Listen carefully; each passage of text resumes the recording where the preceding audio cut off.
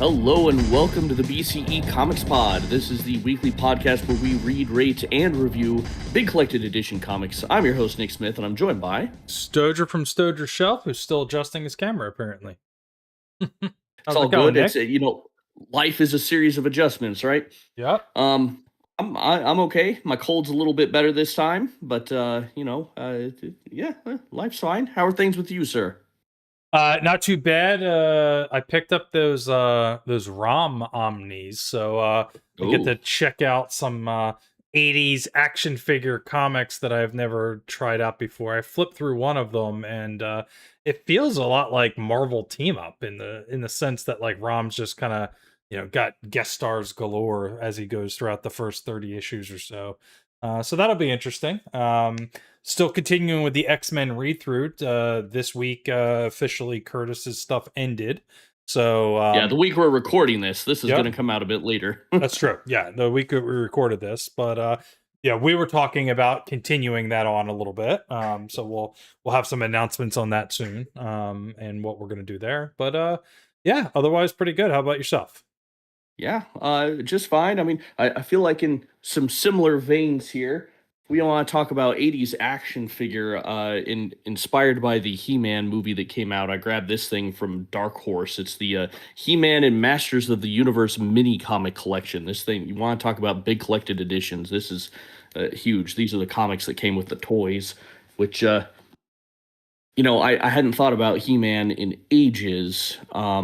Until getting that and kind of look through all the old toys, and man, I had a number of those that I didn't remember, but then I started seeing them as like, oh yeah, I had that one.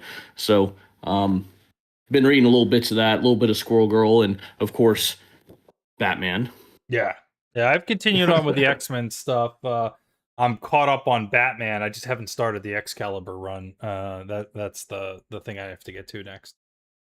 Yeah, well, we will definitely get to where we are going from here and future episodes. Since we're recording these in advance, we're stacking them up. We're getting ahead of ourselves during the summer, so lots of things coming, I guess, from us. Shall we go ahead and continue on with the second half here of DC Finest Batman Year 1 and 2? Sound good? Let's do it. All right. So, starting off the second half here is going to be Detective Comics number 573. The Mad Hatter flips his lids. I have in my notes that that's a plural, but is it actually a plural? I don't know if I'm going to be able to find that issue soon and quick enough here. Oh yeah, you've got it on the comic viewer. Is it he flips his lids singular or lids plural? They don't have the title. It's at the end of the... Oh wait, here it is. It's lids plural. It is plural. Okay. Hey, cool. There we go. I didn't goof up.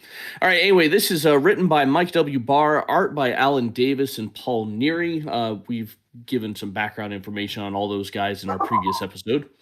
So anyway, the Mad Hatter has served his time in prison and has been released, but rather than giving up his criminal ways, he has found a gain and commits more crimes based on hat puns.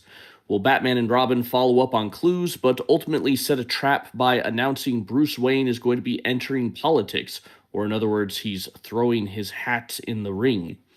This gets the Hatter to attack the party, and Batman and Robin are able to intercept him and sabotage his flying hat on which he would escape. But as Batman attempts to subdue the Mad Hatter, he is able to fire off a gun multiple times, and Robin is actually hit. All right, your thoughts here, Stojr. So I mean, I love this issue with Alan Davis's art, right? I think he draws a really good Robin that, is still old enough to do some damage to somebody, but, still looks like a little kid as you go through the issue, right? So like this scene here with him sort of eating some cake. I mean, that's just it's a very childlike image that Alan is able to sort of draw there. You still get this very classic, like, Bruce Wayne in his, pipe and coat as he sits in his chair with his ward and his butler going here. So we haven't completely sort of shed that pre-crisis Batman, imagery that we have throughout here. I also think that it's a little weird for me to see the Mad Hatter in this sort of this sort of format, right? So this guy in this sort of green outfit, orange hair. I'm very much used to him looking like an Alice in Wonderland character. And he still has the 9 and 16ths, The 10/9 or yeah, something like that. whatever it is. Yeah, in the hat, but like they really play up that like sort of like Lewis Carroll look later. And maybe this is a version of Lewis Carroll that I'm just not, of that Mad Hatter look that I'm just not used to. But it looks very different than something I would have seen on, like, say, Batman the Animated Series. And maybe that's what it is, right? So maybe the look from Batman the Animated Series really sort of influences the comics once that comes out, and to this day, to my knowledge at least. Mad Hatter's not the biggest Batman villain. He's recurring, but is where this look is not something I'm used to. So I thought it was enjoyable to kind of see something a little bit different here. We're still here with henchmen in matching outfits. So we still get that silliness. We got a giant pool table here, which I don't know where the heck this came from, but whatever. It's very 60s esque for Batman as we go through this. But ultimately, you're sort of all of this silliness, all of the the childlike aspects of this, the mad hats, the big props, is sort of like offset by the fact that you get a very real moment at the end of this book with Robin getting injured. And I think Davis does a really good job with the art of going from childlike or silly to serious very quickly. These panels are very serious looking panels here. What did you think? Yeah, this is a lot of fun. It is a silly villain with a silly theme. Never mind the very serious thing at the end, as you pointed out, with Robin being shot. But aside from that, it kind of feels like a golden age story, or maybe an early silver age story. The giant pool table. I've gotten the impression reading through this that there's just a bunch of really giant things in Gotham, that they have built these monuments. I think in the future we're going to get a giant roulette table that's coming up, and just what is there something in the water in Gotham that they have to build things really super big, which I don't know. But there's fun little things in here, like the thug who complained that Batman figured out the Mad Hatter's hint. I kind of find hilarious. I'm just wondering, what does this thug think he was doing, signing up with a dude who's giving hints to his crimes anyway? But Stozer and you and I kind of talked about in our last episode that's a theme with Batman, is the villains always give little hints about what's going to happen. So anyway, a lot of silliness. I appreciate it. The Robin being shot at the end. Maybe some unintentional foreshadowing for something to come. I don't think that was in people's minds at this point, but yeah, curious where things are going to go from here. Yeah, no, and I was flipping around looking for a reason for them to have the giant thing. Like, what's the story reason for it here? And the only thing I notice is that they, it's They just go to a it's just a museum. museum, right? And Yeah. so it's just kind of a fun, thing to have at that museum. Makes no sense still, but whatever. Okay. Sure, we're here for the ride. Yep. All right. Well, let's hit the next one. What a cool cover right there, right? This is Detective Comics number 574, My Beginning and My Probably End. Batman takes Robin to the Thomas Wayne Memorial Clinic. There, a doctor named Leslie does what she can to heal Robin. Well, it turns out that Leslie and Bruce Wayne have a history. Leslie was there when Bruce's parents were murdered. She took him in and became his foster parent. We get some insights into Bruce's life after the murder, how he beat up bullies in school, and then changes his Bruce Wayne persona to be this playboy character when he's in college so that he could discreetly study criminology. And a lot of this issue is leading up to the Batman Year 2 storyline, which is going to be a flashback. And so the stuff that that Barr is introducing here is going to be kind of revisited, particularly that the gun that is taken off of the person who murders Bruce's parents. Anyway, in the end of this, Robin wakes up and it seems like he is going to improve. Your thoughts here, Stoger? Again, I mean, I'm continuing like the enjoyment of the last issue, and I was just trying to look up because I wasn't entirely sure if this is Leslie's first official appearance or if it was just her first post-crisis appearance. So I think you know it looks like no, Yeah, I have. she's not. This is her first post-crisis appearance. So she existed before. It looks like the no, it says her first appearances. 457. No, it was before this. Okay. So yeah, so there's a version of her from before this, but she doesn't look the same. So she, it's still her, but she looks a little bit different.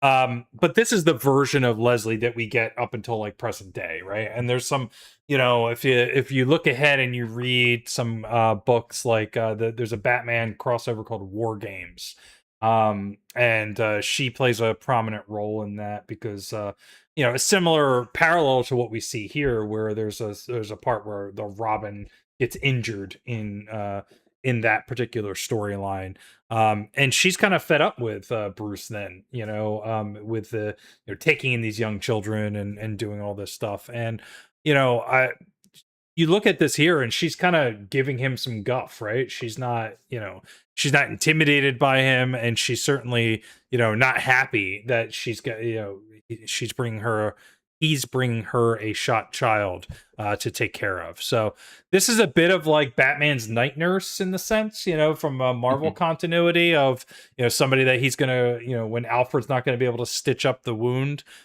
he's going to go to Leslie. I think these flashback scenes are very powerful, and the way that this all plays out, and sort of the silence of it, plays really well throughout this too. So I really enjoyed this issue. I think it's really strong. I think Alan Davis's art is on point as always, and I think it adds some stuff to the Batman mythos while we have this sort of Robin healing here after Leslie tries to help him out, and ultimately, it doesn't. It just kind of he gets better, but so that's a little bit of like a did you really learn your lesson, Bruce, of taking the kids out? He's just kind of not magically gets better, but he gets better, right? He's obviously at some place to get better. But this whole issue feels a bit like, all right, we're gonna flesh out this Leslie Thompson character. Yes, she made an appearance before, but this is really where we're going to establish her, it looks like, and have these flashbacks. And that's the whole purpose of this issue. Keep Batman in one spot so we can have these flashbacks. What did you think? Yeah. I enjoyed the story. I do not know how much of the revelations in this story change Batman's origins or if they complement them because I'm just not as familiar with this material, but I enjoyed it. It all worked for me. Honestly, I kind of wish they didn't separate this issue from the year two storyline because I think this feeds in very importantly into that year two storyline. And honestly, it's been a little while since I've read this, and since we're now recording them, that I don't remember exactly what's happening in the next Batman issues that interrupt them in the volume. But yeah, no, I enjoyed it. I think my only other thing was I didn't know if Leslie had more of a background, but you covered that already, Stoger. So we'll skip over that. Yeah, and as you were talking, I was reading a little deeper. It looks like they just reimagined a character that was there previously because what it says here on this Tumblr post is that the previous appearance was just somebody named Leslie Thompson, but it was just some nice lady, right? Like so Mm, but establishing this whole background and everything that goes here, she kind of gets retconned into history, whether that's in Robin Year One book, which is they all of the Bat characters kind of get their own like little Year One over time, flashbacks to their first days on the job, so to speak. So this is still kind of her you know first issue really, like the yeah. character officially has something that earlier, but it's almost not even her before that. So Well, it is kind of interesting that they chose to have another character who knows that Bruce Wayne is Batman. It's like, at some point, how many people are going to know, and how well are you going to keep that contained? was kind of thinking in the last issue how, Bruce Wayne is getting into politics and it's a sting operation for Batman to show up and catch someone. Well, they had that earlier with Magpie. Bruce Wayne threw a party and it was a sting operation to get Magpie. The people of Gotham have got to be putting two and two together at some point, right? Yeah, I mean, but he throws a wicked party, so they just they have fun at that party and go from there. All right, well, let's go ahead and go to the next issue. This is Batman The New Adventures, number 408. A little change in the title there. I don't know if that's the official change in the publishing title, but it's at least on the cover as The New Adventures. The title of this one is Did Robin Die Tonight? This is written by Max Allan Collins, art by Chris Warner, and inks by Mike DiCarlo. We talked about Max Allan Collins earlier, but Chris Warner, he had done some occasional work for both DC and Marvel, with this issue being his only Batman work. He has mostly written books for Dark Horse, where he has been an artist and an editor. Perhaps his claim to fame is coming up with the crossover Aliens versus Predator. That was his doing. Mike DiCarlo, he entered comics as an assistant to Dick Giordano, and when Giordano became editor for DC, then DiCarlo became an inker in his own right. He inked the Judas Contract storyline for the Teen Titans, and he would be the inker for several Batman stories. All right. As for this issue itself, in a confrontation with the Joker, Robin, aka Dick Grayson, is shot. Well, Robin just got shot, but this is Dick Grayson. This is not Jason Todd getting shot, so we clearly have a flashback happening, right? Okay, so as Grayson heals, the papers believe that Robin is dead, and Batman has decided his sidekick should retire, that there should be no Robin. But as Batman returns to Crime Alley, where his parents were murdered when he was a child, he comes upon a young thief brazen enough to steal the tires off the Batmobile, and that young thief's name is Jason Todd. Well, Batman makes a deal with Todd that instead of turning him over to the authorities, he has to attend a new school in Crime Alley run by Ma Gunn. And when Todd arrives, the school does not appear to be what it claims to be. And now that I've read my recap, now I remember why they put this story after that last one, and then year two. Year two doesn't really have anything to do with Robin. I got confused in my head. All right, Stozer, your thoughts here. Yeah, so this is where we get this sort of post-crisis, a reintroduction origin of Jason Todd as Robin, right? So we're flashing back to, how Jason meets up with Bruce and what all that looks like across this issue. And I think we have a couple issues here for this particular series. I thought this panel on this page was especially funny, like just Batman strolling down the street with his cape in the wind and saying hi to some pimps and lowlifes in Crime Alley, so to speak. And then getting back to his car, which we get a new version of the Batmobile. It doesn't look like this in the previous issues. We still had those sort of bubble windows and things like that, and it looks very much like a real car here. So I don't know if this is the first time this version of the Batmobile was ever shown. I know it's a flashback, but I doubt that it's a comic accurate flashback, right? I don't know what the pre-crisis introduction of Jason Todd was, but I would imagine that we're reinterpreting all of this for the current grim and gritty 80 late 80s continuity and what we're going to establish here. I like that, he's not like automatically Robin too, right? That there's a bit of hostility between them. Jason is always if you think of Dick as like the original Robin, who is all of your classic, like his parents were killed, his Batman's origin, he's raised by Robin. Jason's the one that was like the mean kid on the streets, always pushed things too far.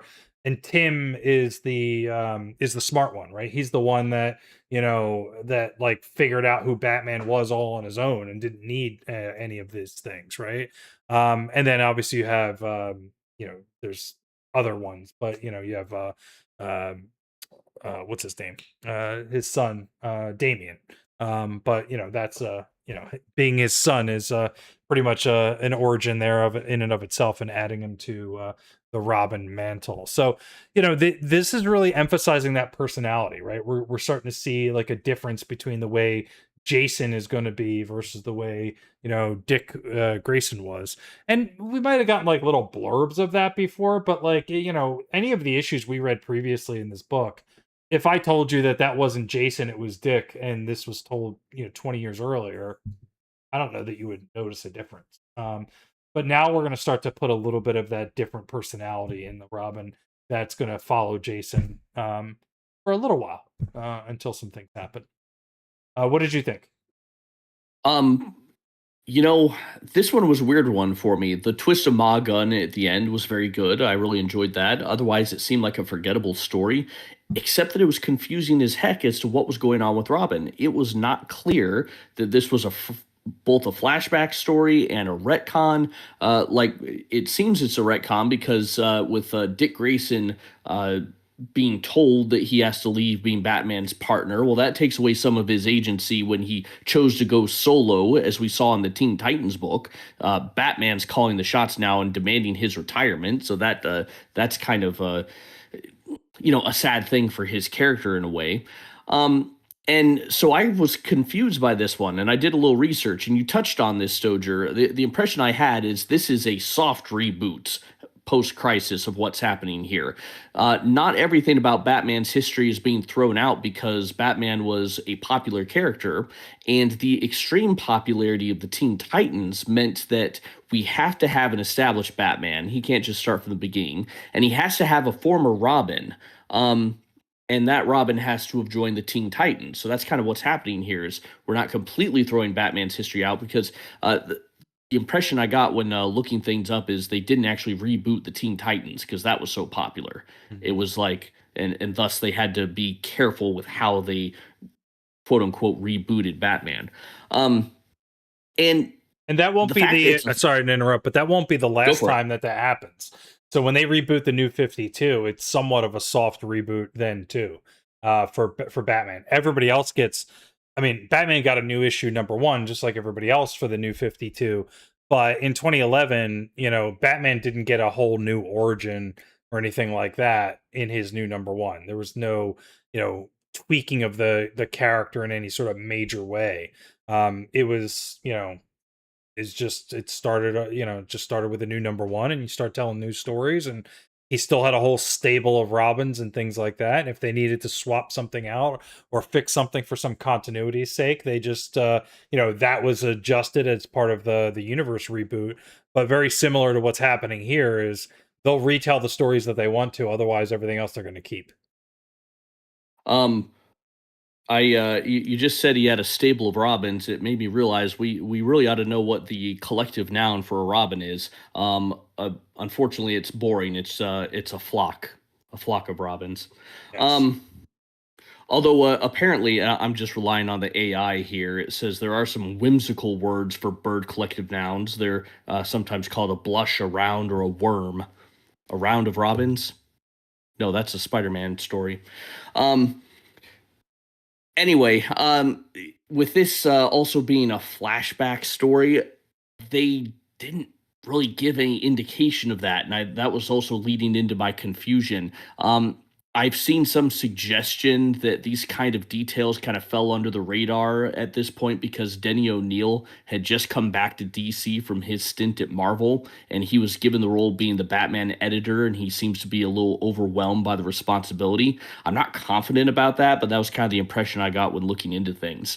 And part of the reason why I was looking into so much is the title change, right? It's called Batman: The New Adventures instead of just Batman, and I couldn't find a definitive reason for that.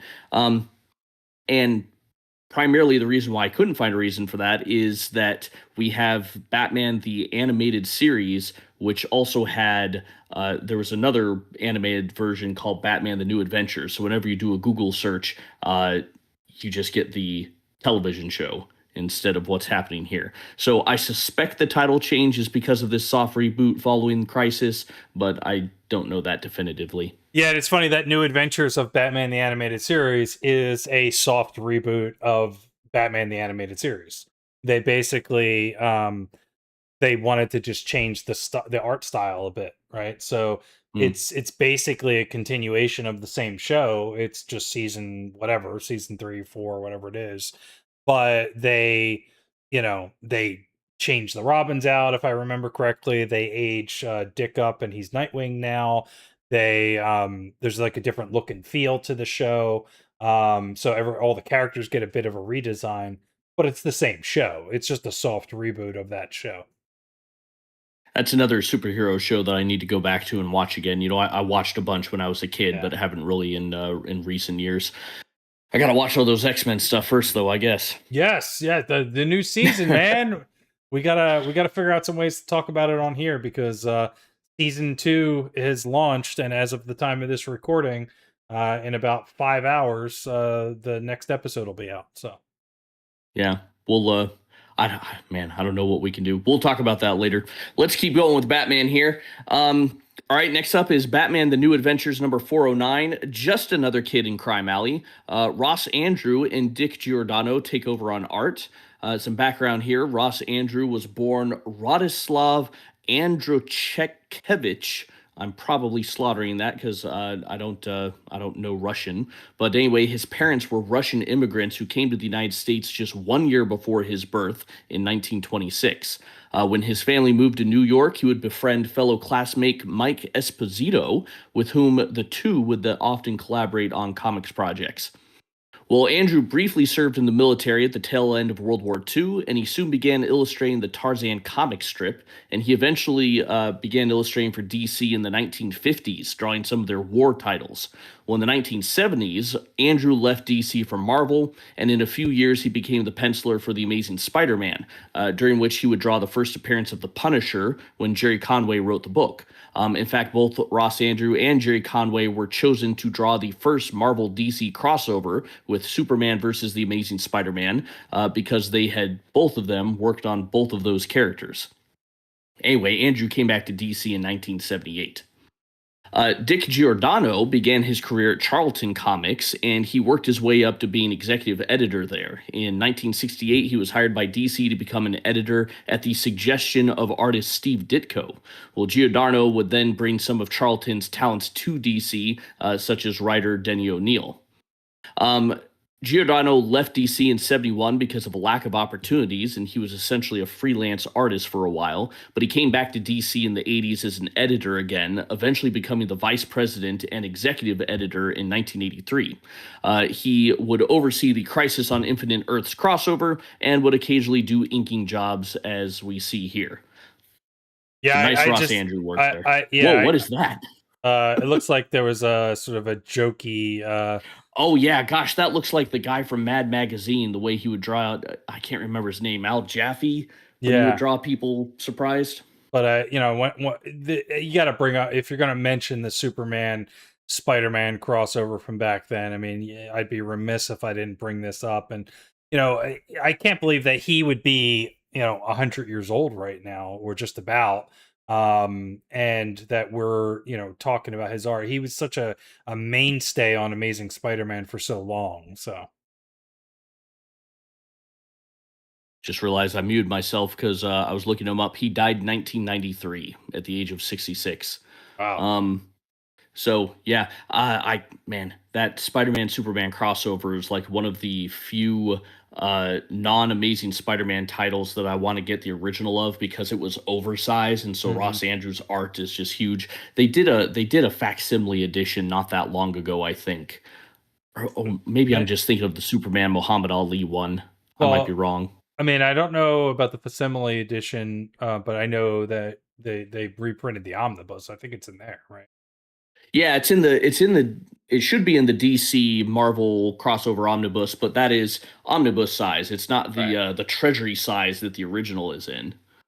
Yeah, yeah, I think you can find the original for like $100, something like that. and I don't have many Which of those. Like I think it's the same or similar dimensions of the Marvel graphic novels. Maybe it's actually bigger than those.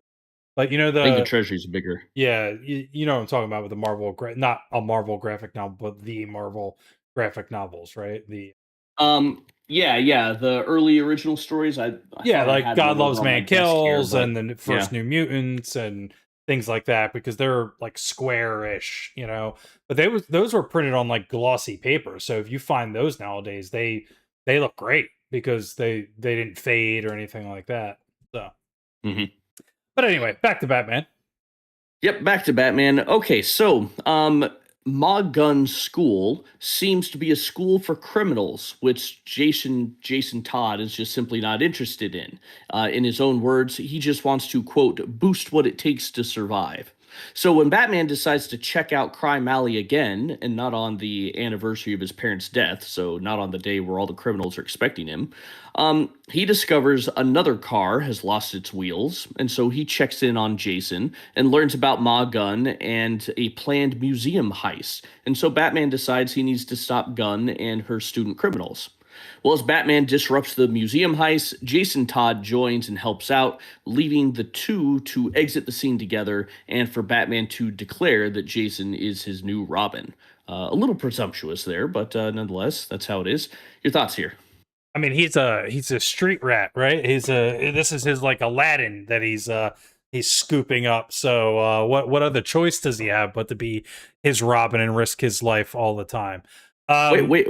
I'm just thinking about this comparison of him being Aladdin, and I got the stupid song "I Can Show You the World" in my head. Wouldn't that make Batman Aladdin and Jason Todd is Princess Jasmine? but Princess Jasmine was the one that had the castle. Bruce Wayne has the Right. castle.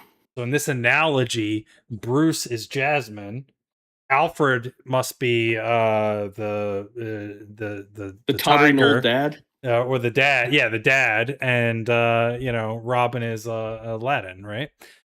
Jason's Aladdin. So I think like the only thing that bothers me with this storyline a little bit is like this whole like Ma gun thing is seems a little corny. Like and maybe it's because she plays it up so much, but like I feel like if you really had this sort of like version of Annie that was going on here with like the evil person that's running the orphanage, she wouldn't be like going out on missions with the boys, right? She'd be sitting back and waiting for them to return. She'd insulate herself a little bit more from her. But I'm fine with it. All right, it puts it, it shows Batman trying to do the right thing for this kid who stole his tires, which is a silly premise to begin with, but it makes it somewhat unique. And then puts it in a situation where he gets to demonstrate his mettle to impress Batman and bring him back. So it's fine as a quick origin, but it doesn't have the same weight as you're secretly my dad and I was raised in a test tube, or I'm smart enough to figure out you're Batman, or my parents were killed by Two-Face at the circus too. So or at the circus. So Jason has the weakest Batman, or the weakest Robin origin of the four there. So Yeah, I and I get that. I do like, at least in this, that Batman acknowledges how he's come to rely on Robin to watch his back. Right when he unceremoniously kicked Dick Grayson to the curb, he's realizing, wait, Robin served a purpose. I need a Robin in my life. So it is kind of a jerk move of Batman to just forget Dick Grayson and go with this new kid. I really do think that changing of this origin is doing a disservice to Grayson. I want to disagree with the character of Ma Gun. I think she's great. I love that she hides her criminality behind the school, but even then, the school is sincere, right? She's constantly correcting the thugs' grammar, which I thought was hilarious, but also teaching her students how to become better criminals. I get your point of maybe she wouldn't actually be going out on uh, missions with them, but at the same time, it's shoot, my vocabulary has just died. How is it that I'm a teacher? I do this all the time. Where you get in the yellow bus and you go to the museum down in the shoot. You think I would know this? What is it called? You take the kids out of the school and you a go field do trip. something. A field trip. Jeez. Yes. She's taking them out on a field trip, to go crime. Yeah, I'm with you. I Oh, mean, that makes sense. I just I don't know. Sometimes, like, if the Batman characters don't have a little bit of the fantastical, like, like their shticks don't always land, right? And in this case, Sure. you know, um it wasn't so much for me. But then again, there's not a lot of logic behind it because there's a penguin and a Mad Hatter and a Joker that are right behind the scenes. So Ma- my story, my I don't have much of a defense for my opinion there, to be honest. Well, you don't need one. You don't have to like everything. It's fine. And you know what? I'm biased since I'm a teacher myself. I'm like, oh yeah, maybe I could teach my kids how to be better criminals. Not that I'm saying my kids are criminals. My students are all lovely. I mean, right All right. now, but I mean, eventually, some of them are going Yeah, to that's become right. that. I don't have any students right now. So, All right, uh, should we yep. move on to the next one? All right, this is Batman: The New Adventures number 410, Two of a Kind. Dave Cockrum on pencils this time, and Mike DiCarlo returns on inks. Now, Dave Cockrum was a comics fan from a very young age, and he frequently wrote into comics letter columns. In fact, he was printed in Amazing Spider-Man number 12 and in Fantastic Four number 22, 34, and 36. So Cochran wanted to become a comic creator at a very young age, but he joined the Navy during the Vietnam War. Well, after leaving the Navy, he was hired as an assistant inker to Murphy Anderson, who was working on several DC titles, from which he was able to get a penciling job, penciling the Legion of Superheroes. And while he was working on these heroes, he redesigned their costumes and he developed a reputation for very interesting character design. Well, Cockrum had a dispute with DC over being able to keep his original artwork, and so he left to join Marvel. And there, of course, he and Len Wein would design the new X-Men characters, Storm, Nightcrawler, and Colossus. And Cockrum then made a name for himself as the new penciler for the X-Men during their renaissance, which we've been reading as we've been going through the Claremont run with the X-Men. All right, now Cockrum resigned as a staff artist at Marvel in 1979, but he would continue working freelance jobs for not only Marvel but also DC. So this is one of those freelance jobs. Okay, so as Jason Todd is training to be the new Robin, Batman makes him an offer to become the new Robin. All right, I got ahead of myself there. During this training, Jason Todd asks about the giant coin that is in the Batcave, which leads to Todd learning about the criminal Two-Face, whom Batman had avoided talking about because Batman believes Two-Face is responsible for the death of Todd's father. Well, conveniently, Two-Face was planning a crime, and he sent several clues to Commissioner Gordon to work out what the crime was, which is to hold up a casino. Well, Batman and Robin arrive on the scene, but Batman is taken hostage by Two-Face, or excuse me, Robin is taken hostage by Two-Face and eventually escapes. And Robin later learns of the connection between Two-Face and his father. All right, your thoughts, Stoger? So it's interesting that they tie Two Face to Jason's origin, or Jason's father's origin, I guess. Um, and I don't know if it's a retcon to have Two Face be responsible for Dick's parents dying too. So maybe I'm misremembering that. Maybe that was always the case. Maybe at some point they retcon that. But him having the blood on his hands of two of the Robin's parents is an interesting choice back then.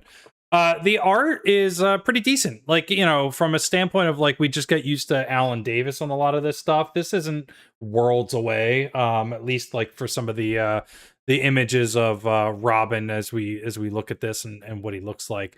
I also think that some of the actual individuals in here have very distinct looks. Like these two henchmen here, they look like, character actors that you would have seen in like some sort of 70s mob movie or something like that, right? So like they just walked out of the background of The Godfather 2 or something along those lines.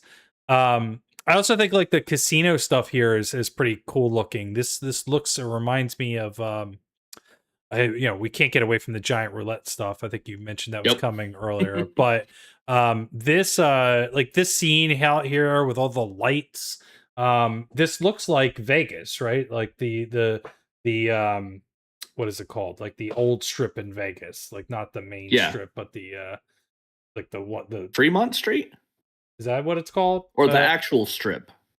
No, there's like there's like the old Vegas or something like that. Like there's because the main strip now is like built up and the casinos are Yeah. huge or whatever. Maybe it is Fremont Street. I don't remember. I was only there once, but like the casinos all look like this, right? They're much more, you got a sign with like, 5,000 light bulbs, right? That lights it up and stuff like that. And Cockrum does a good job, like evoking that, like of this. So it has that very classic feel to it. I like that. You're gonna have Two Face with his two-faced car and things of that nature. I mean, you're never gonna get away from some of these shticks that exist in here for some of this stuff. So yeah, I thought this issue was fine. I had no problems with it, and I'm interested to see where we go with what's going on with Dick's father, or sorry, Jason's father, as we get into the next issue. Yeah. I thought this was great. The crime itself, I thought was a little weird. Again, um, well, on the one hand, having pairs of twins in Two Faces gang is just a fun idea. I like that. But again, we have the criminal sending clues to Commissioner Gordon that he's going to commit a crime. It blows my mind that this is something that these criminals are all doing. But again, I guess if that's the shtick of the book, then there we are. I thought simply waving a gun at a security guard assured that they wouldn't shoot back seemed a little naive to me. That was really the crux of how Two Face was going to pull off this crime, is just wave a gun at them. But nonetheless, it kind of happened. Otherwise, yeah, I think this is fun.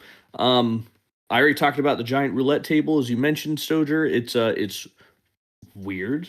Maybe it's because Gotham is larger than life and it's supposed to feed into that idea. I don't know, but hey, whatever. Although that giant roulette table does play a role in the next issue, I believe, right? Yeah. I'll tell you, as we go through this stuff, like some of this stuff might sound a little corny or a little, 60s or whatnot in this, but Batman gets so serious in the future that it's nice to get this like good balance in this book. And I'll talk about that a little bit as we recap our thoughts on the volume, but you get like a bit of like the more serious tone. This doesn't feel like an old, it doesn't feel like we're reading stories from the 60s that are all going to end with like, somebody going, "Hey chum," and hitting you on the shoulder or something like that. But at the same time, like it's not all grim and gritty and Bruce like, banging his knuckles bloody on some wall because he's in a fit of rage or whatever, right? So it's nice to get that little balance in this book, and I appreciate this transition period in Batman stories. Yeah. All right. Well, this next one is Batman: The New Adventures number 411, Second Chance. Don Heck takes over on inks. Well, as we know, Don Heck was a Marvel staple during the Silver Age, who was kind of working in the shadow of Jack Kirby and Steve Ditko. He had actually been a staff artist at Atlas Comics before Atlas became Marvel, and even before Kirby and Ditko were hired there. Heck was the longtime penciler for the Avengers and for Iron Man. Well, Heck started to receive less work at Marvel in the 1970s, and so he started doing some work for DC as well. In 1977, he fully left for DC, frustrated that he kept getting paired with unestablished inkers whom he felt was ruining his work at Marvel. Well, Heck was just this year in 2026 inducted into the Will Eisner Hall of Fame, and frankly, that seemed to have taken too long to happen, in my opinion. Don Heck is a tremendous artist, particularly in his heyday. I think some of his later work maybe that's the fall of the Inkers after what I looked up here. Maybe that's not quite Heck's fault. And where you might have said this, but I might have missed it. But like, what character did he like focus on the most? He mostly drew the Avengers in the Silver Age and Iron Man. Now he didn't That's where I knew design. it from. Yeah, because I have those Iron Man Omnis back there, and I'm pretty sure like the first one is mostly Don Heck. Yeah, Heck So didn't design Iron Man's costumes, and I think Jack Kirby did like the cover for the first couple of issues that Iron Man shows up in Tales of Suspense, but all the interiors are Don Heck. yeah. So It's also interesting to point out that with the original cover scan here, you get that little corner box at the bottom of who watches the Watchmen. oh Uh, yeah, you can clearly tell that our electronic versions here are taken from sources other than directly from the finest volume, but this stuff's all there. All right. As for this story, Two Face pulls another robbery, this time at the Second National Gotham Bank. His clues from the previous issue indicated that he was going to pull two, but maybe even four robberies, and all of them, of course, connected to the number two. Well, Batman and Robin deduce that Two Face will rob a baseball game, a double header, where the number two is overly saturated. And while Batman captures Two Face, Robin is overwhelmed with the desire for revenge that he gets careless and Two Face gets away. So while the last two robberies fit the two pattern, the first robbery at the casino did not, and that's when Robin deduces that Two Face must be hitting the casino a second time, which he does. Batman and Robin were thus ready for Two Face this time, and they were able to subdue him. Your thoughts, Dozier? I mean, we're gonna double down on all of the Oh Two God, Face stuff, no! as, Oh, you didn't. all the twos as we go through this. But I like this. Like, I don't necessarily like the villain of Two Face. Like, I think he's a much more well established character later in Batman's continuity. He's a little. I don't think that this shtick would wear thin on me over time, right? Yeah, I'm fine to read it in one storyline and things like that, but they really do a good job. I think later. I mean, I know it happens later, but I don't know if that's the beginning. They do a good job later of really fleshing out the differences of like Harvey and Two Face and his aspirations to save Gotham and all of the things that you might have seen in the movie and stuff like that. But you don't get any of that here when he's just a stereotypical, henchman, so to speak, right? He's very much somebody that Batman, that Bruce is trying to save later on in the books. But what I do like about this from a character development standpoint is how we're seeing Jason develop and how he's different than Dick and the sort of quintessential Robin. He's talking back to Batman. He's got some anger issues, as you see some of that shown on the screen. I mean, he's even lashing out at Batman on the next page here. So I like a lot of that. And I like how that goes. And I think the storyline is enjoyable because it furthers that character. It's a bit forgettable from a Two Face perspective, but the relationship between Batman and Robin, the keys to his past, and the sort of development of like what this Robin's going to be like as we go forward is what's interesting to me. What did you think? Yeah. I thought it was good. There was a lot of clever ideas, particularly with tying the number two into everything. Although that did get overwhelming. I think the point where Two Face decides he has to slide into second base. That was when I finally felt like, nope, this has gotten to be a little too ridiculous. But man, I didn't mean to say the word two, although it was TOO, not TWO. Um, but yeah, I like that they've actually did something with the giant roulette table. Of course, it's the number two that he lands on, but hey, it wasn't just for show. It played into something, right?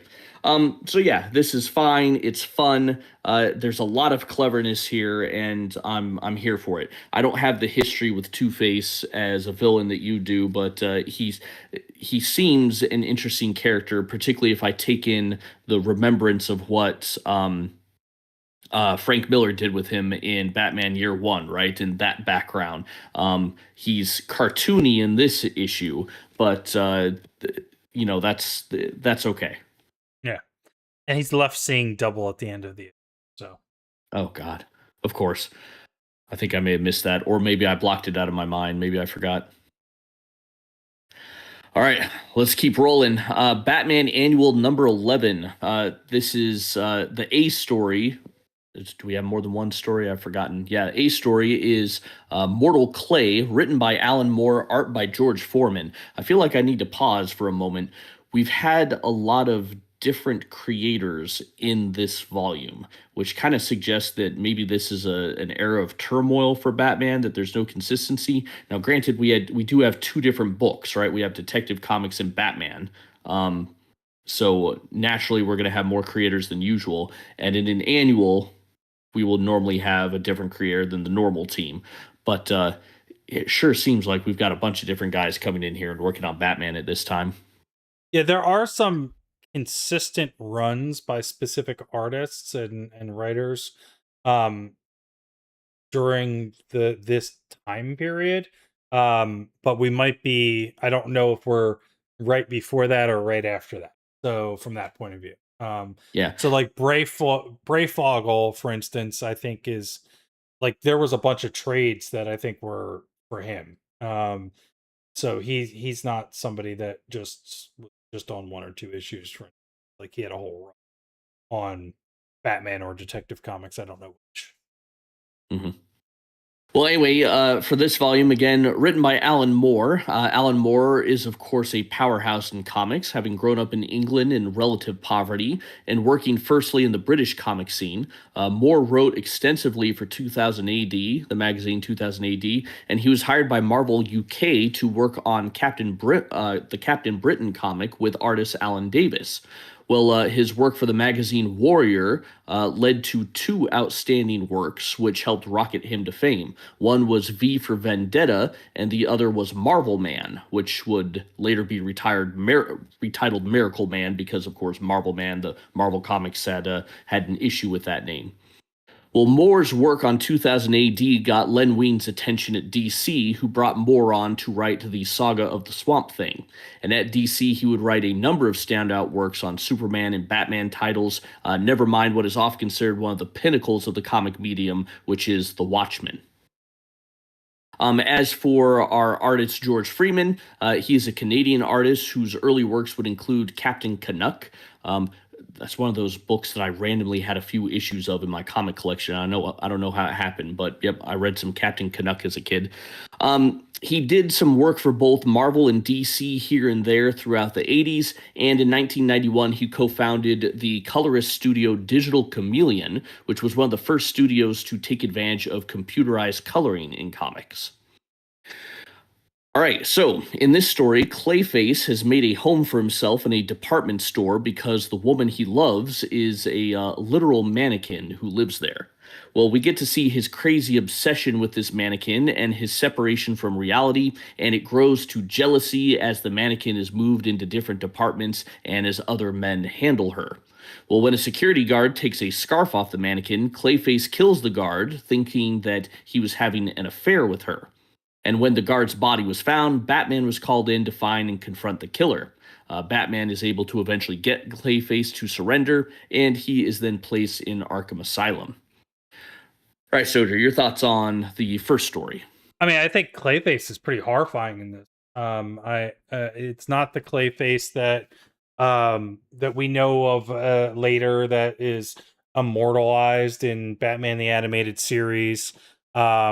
He's the actor who is turned into this monster and he can change his form. I don't know what the specific origin of this version of Clayface is, but it looks like he's stuck in some sort of containment suit to keep his face from melting away or something along those lines. And obviously he's batshit crazy, pun intended. I found this issue very strong, very dark. I'm not surprised that Alan Moore wrote this. As you kind of read through this, he also did Swamp Thing, right? He's got a Yeah, Saga of quintessential, Swamp Thing, right? right, yeah, quintessential run on Swamp Thing. He's no stranger to writing these sort of dark, deformed characters that have very specific motivations and stuff like that. I think the art is fine. I think it definitely works for Clayface. This Batman is not my necessarily my favorite, but there's nothing to complain about with it. Just it's this is very much that darker side of Batman. This doesn't feel excuse me. This doesn't feel like that pre-crisis, Alan Davis version that we were getting earlier. This feels more closer to the '90s version of Batman that we're gonna get as we go through here. So yeah, I enjoyed this first part of the annual a lot. What did you think? Yeah, this was really great. It was weird and interesting. The story is told very well with the narrative captions, making every thought seem completely normal. But the visuals is what gives away that this is not a normal relationship that Clayface has, right? And I think a little bit of a shout out is deserved for artist George Freeman. If we go to the very second panel, like at the very start of this story, on the second panel there, there we go, maybe the third panel. I misspoke. The third panel there. We see our first image of the mannequin Helena, and it is obvious that she's a mannequin from the very start, right? The glassy eyed stare that she has her, that marks her as an inanimate object is just perfect. It's so well done that you just know. Now, granted, she's on the cover, and it's very obvious on the cover as well. But I think conveying that in art, that this is just an inanimate object that looks like a human, I imagine that's going to be hard to do. But I think Freeman pulls it off here. I'm curious as to where the name Helena comes from. I was wondering if maybe Moore's decision to call her that is because of the mannequin's previous appearance, if she did appear in a previous issue, and I have no idea of that. I wondered if maybe this is a reference to Helen of Troy. Helen of Troy's Latinized name is Helena. Helena is said to be the most beautiful woman on earth, and she was thus the object for which the Greeks and the Trojans engaged in a decades long Trojan War. Maybe, or maybe I'm just reading too much into that because of my own background knowledge. I don't know. I mean, he draws a pretty good Carol O'Connor there too. You know, so hmm And to your point about this Clayface in this story is not the Clayface in the animated series. It took me a while to figure out that this was Clayface because that's the image I had in my head is Clayface from the animated series. Come to think of it, Clayface shows up in the Hush storyline, right? I yeah. think that's the only comic version of him I've seen, and that's also taken from the animated series look, Yeah, isn't yeah, it? it's he's got much more of that, animated series look, from that point forward, pretty much. And I think there's been multiple versions of Clayface, so it's not like I don't know, but I if I had to guess, if I had to bet, this is not the same Clayface. Like there's like Clayface 2 or something like that. So Oh, really? There's yeah, multiple yeah, it's not Clayfaces? like this character starts to look like the other one. It's a I'll look it up while you're talking, but yeah, You, I think it's a different one. I say surprised saying that, but it reminds me. I think that's even mentioned in this story at some point. Like I think Batman even says that this is Clayface with this name, but not this other Clayface or something Mm. like that. Um, I don't think I'd be able to find where that is fast enough here. Actually, yeah. So this guy is Clayface 3, technically. So again, going back to all of the different origins that are out there and things like that. But yeah, because this guy's named Preston, that they call him throughout here. hmm But I don't know. Yeah, I wouldn't be able to give you a history of all the different clay faces off the top of my head. But I know that the one that I'm thinking of, the one from the animated series, is the one that's like an ex actor or something like that. hmm All right, should we move on to the B story? Let's do it. All right, this one is called Lovebird. Max Collins is writing with Norm Brayfogle on art. Now, Brayfogle had done some work here and there with DC, First Comics, and Marvel. Soon after this issue, he would become the regular artist on Detective Comics. We're going to get the year two storyline in first, and then after that, I think he becomes a regular on Detective. As for this story, the Penguin has fallen in love while in prison and he is seeking parole. Well, against Batman's wishes, he's released and he promises his paramour that he's gone straight.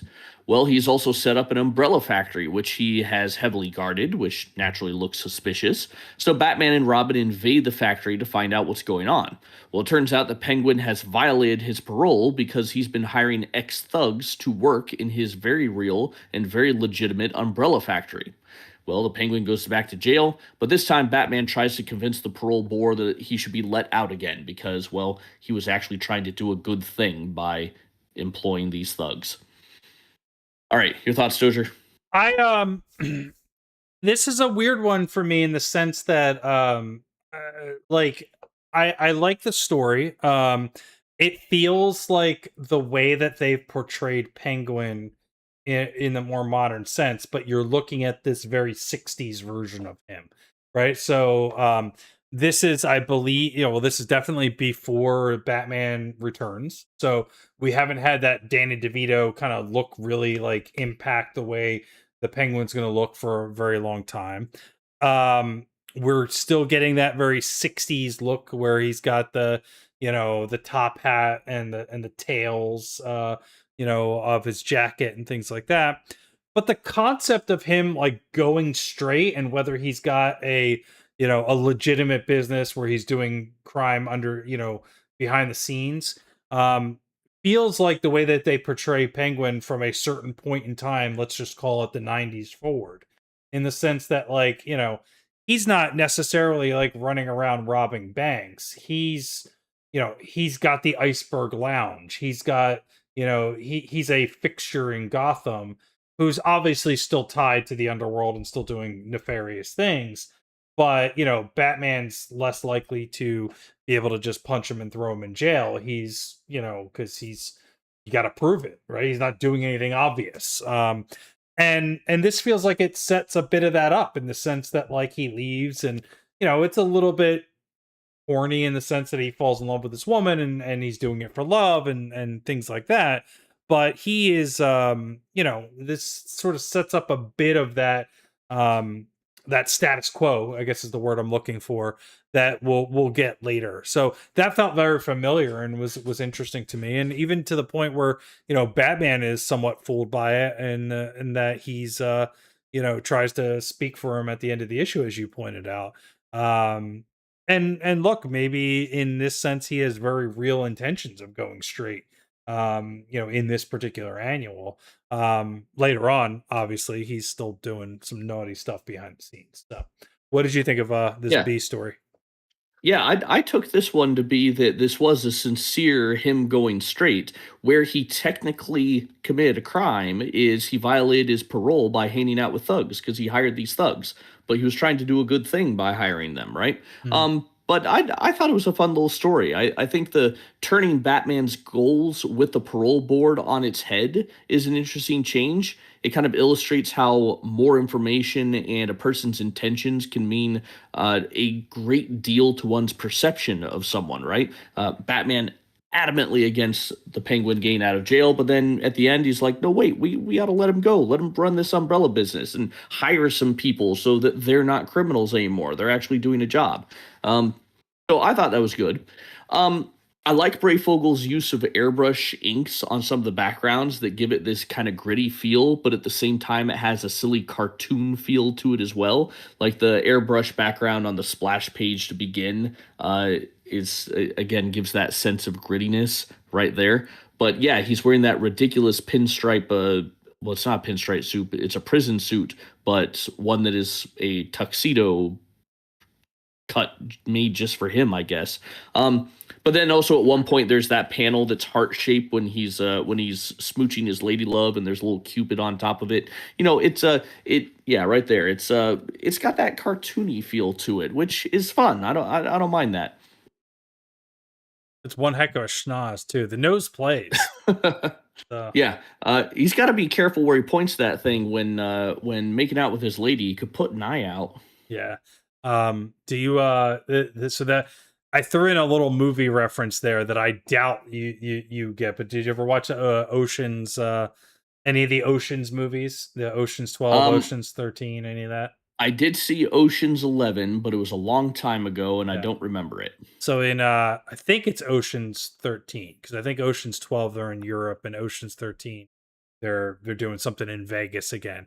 But there's a whole like jokey subplot where Matt Damon is trying to go undercover, and he puts on this giant nose prosthetic, and they're like, what are you doing? You look ridiculous." He's like, "No, the nose plays, man. The nose plays."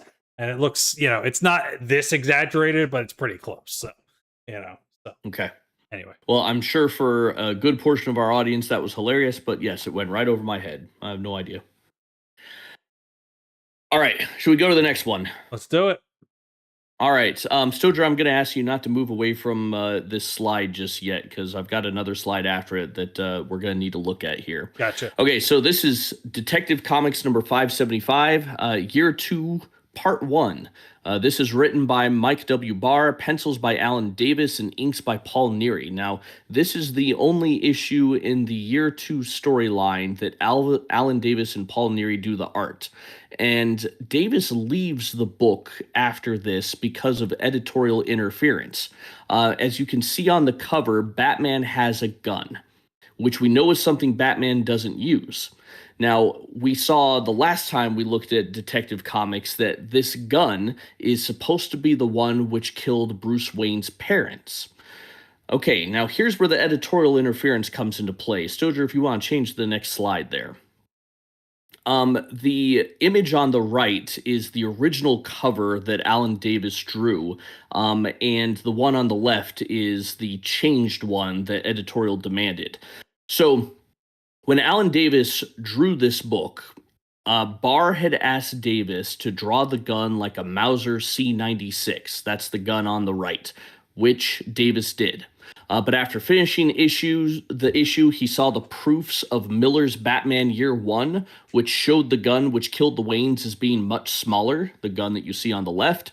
And Davis suggested that the gun in Miller and Mazzucchelli's book should be changed to fit the design of their gun.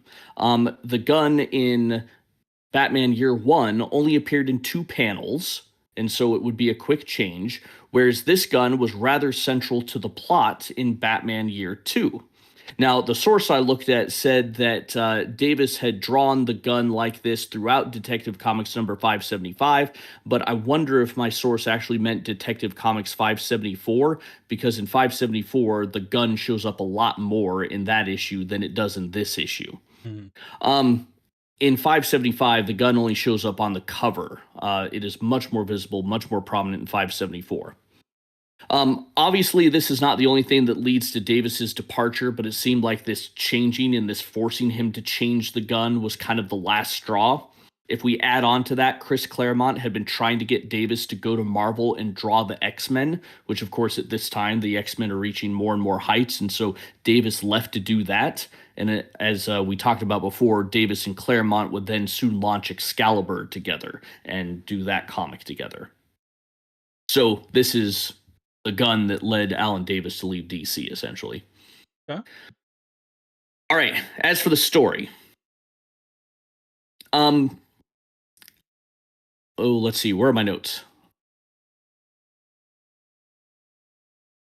Oh, sorry, I got lost here. Okay, so this is meant to be another flashback story to when Batman began his career, and it follows in the wake of the Year 1 storyline, but this is not a sequel to Year 1.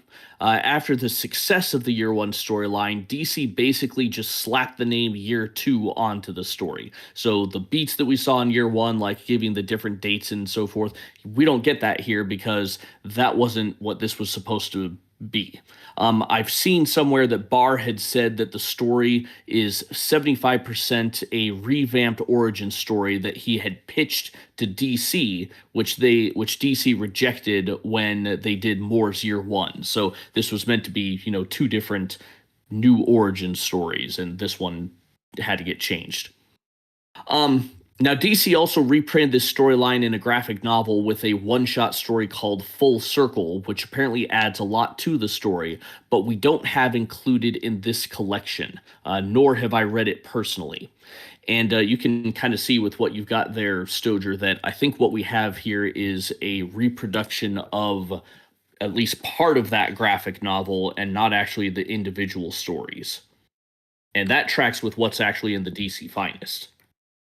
Yeah, and this is not the original colors. Um from what I remember and understand here. This is the recolored version. Whereas year one, we got the original colors. Um, Yep. and then I think there's also some missing pages. There was like a title page for each of these issues that they didn't end up putting in here for some reason. And I, don't ever get any good explanations for these things, so I have no idea Yeah. why that's missing. And that's why I'm thinking that this is that in the DC Finest, we have a reprint of the graphic novel instead of the reprint of the original issues, except that they leave off that extra issue that's in the graphic novel for whatever reason. Right. So, yeah, it's a weird decision. And yeah, I think I agree with you that these definitely feel like revamped colors, not original colors. And the comic viewer, the version that we have in the comic viewer, matches what we have in the DC Finest. So. All right. Now on to the story. The relationship between Batman and the now Commissioner Gordon is growing, and the new bat signal is introduced. Well, it seems that an old vigilante from Gotham's past has returned. This is a guy who calls himself the Reaper. Well, unlike Batman, the Reaper kills criminals, and so Gordon asks for Batman's help in pursuing the Reaper. But in their first encounter, Batman does not fare very well, and he is lucky to make it back to Wayne Mansion alive. And he's also lucky that both Alfred and Leslie are there to patch him up and to keep him alive. All right, Stoger, your thoughts here. I think the art's really strong. I mean, I know there's some controversy on which version of the colors people prefer and like, but I'm really enjoying the Alan Davis's art here, with a much more dark and gritty tone, than maybe like the some of the colorful giant pool table that we got earlier in this book. I think that this villain they're setting up is really menacing looking. Right, it's very like on par for the way a Batman villain should look, and somebody that would be, somebody that could fight Batman. That doesn't come out with just a shtick and with henchmen and stuff like that.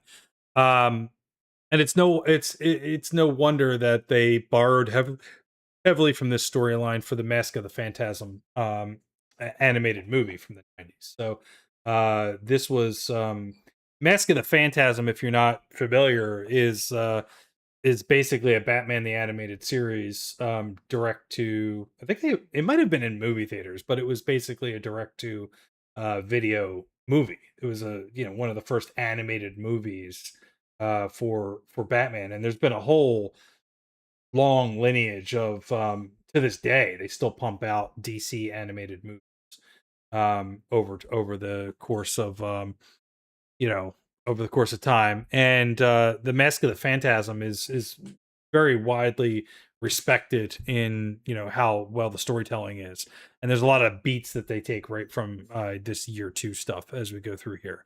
I like that we get Leslie involved in this. I like that we're getting some sort of advancement of like the Jim Gordon character from what he was in year one to what he is in year two.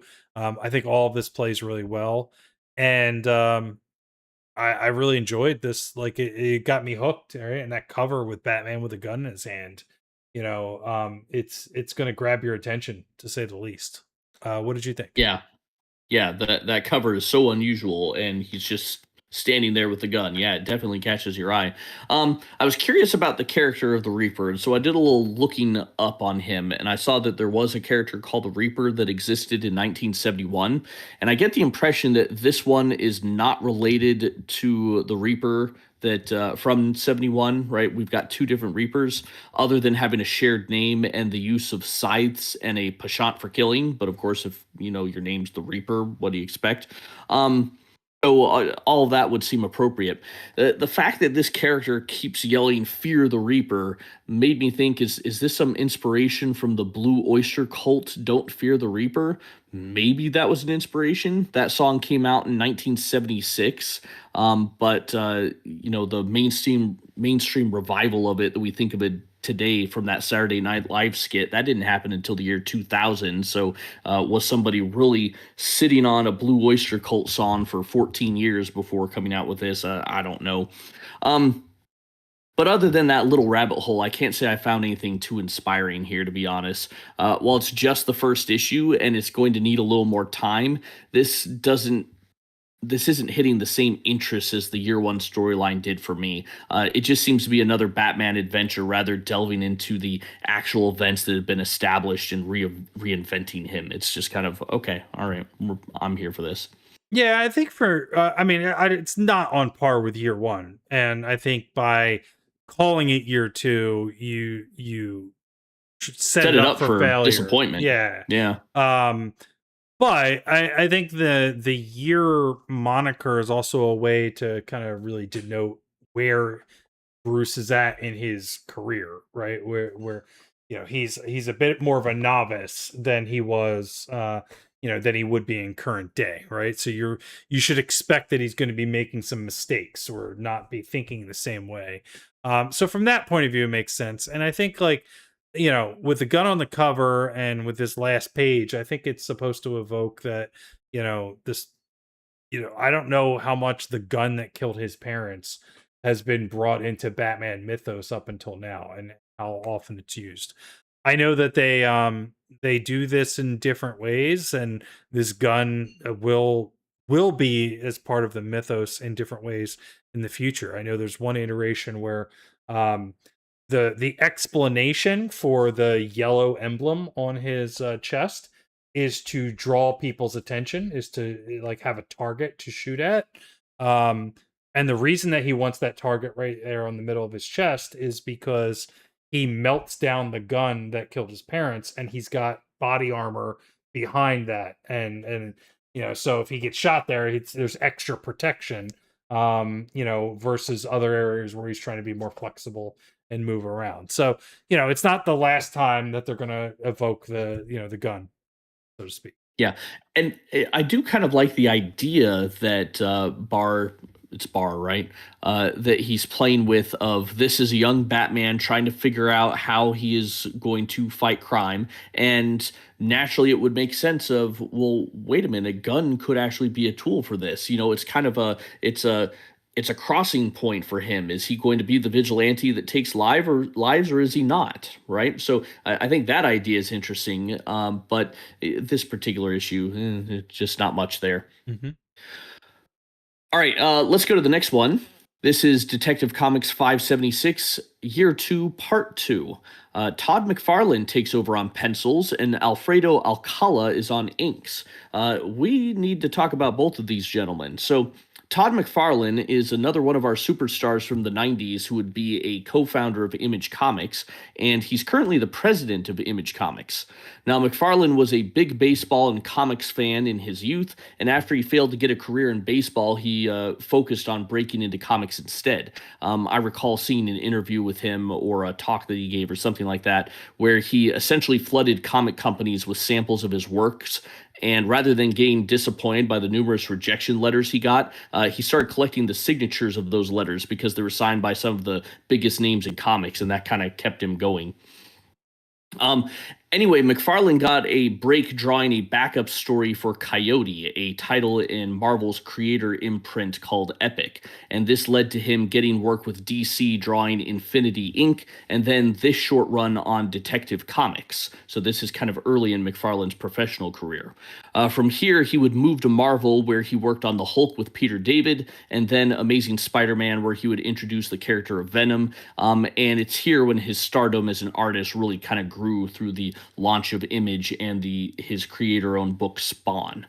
Yeah, he's got one issue in that's a year or two ahead of this, in the Justice League book. Maybe it is Infinity Inc. issue that's in there, or maybe it's Justice League issue, but it's in the Justice League volume, the last it's called the Detroit, not the book's not called this, but it's called the Detroit era because it's a team of the Justice League that's based out of Detroit, and it's right before Crisis, and his art is not fully McFarlane yet, right? It's definitely different than everything else around him, but it's not as polished or as clean. And what we're about to see in this issue is much more the McFarlane that we know.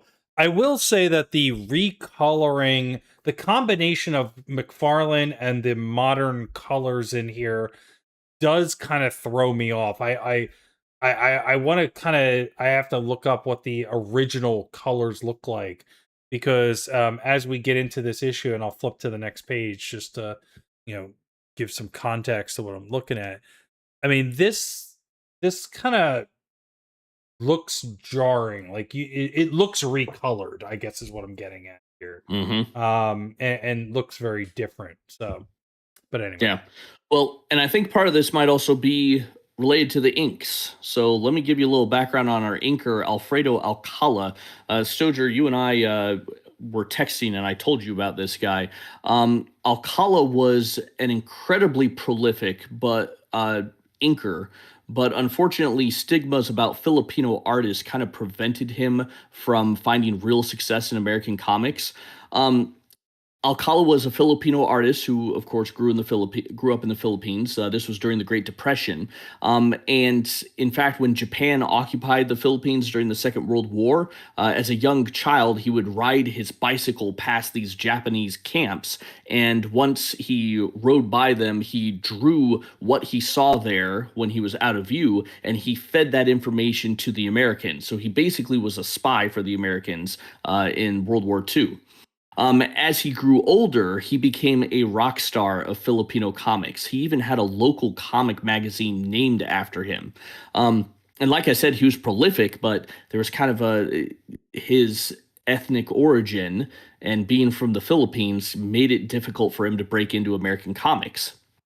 Now, he would work with both Marvel and DC, but both companies thought that his style fit the horror and monster genre rather than the superhero books, which were so popular at this point that he didn't really get a whole lot of work.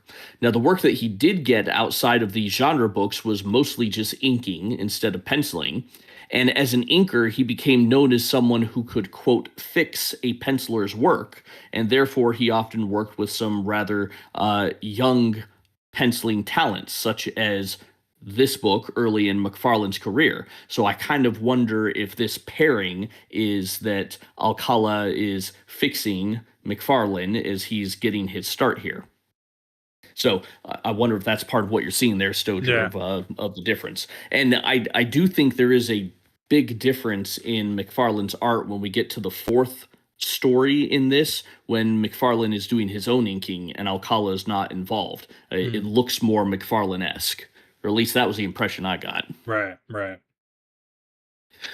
Okay, as for the story, Batman has decided that in order to defeat the Deadly Reaper, he has to use some of the Reaper's same tactics. So, in other words, Batman has got a gun.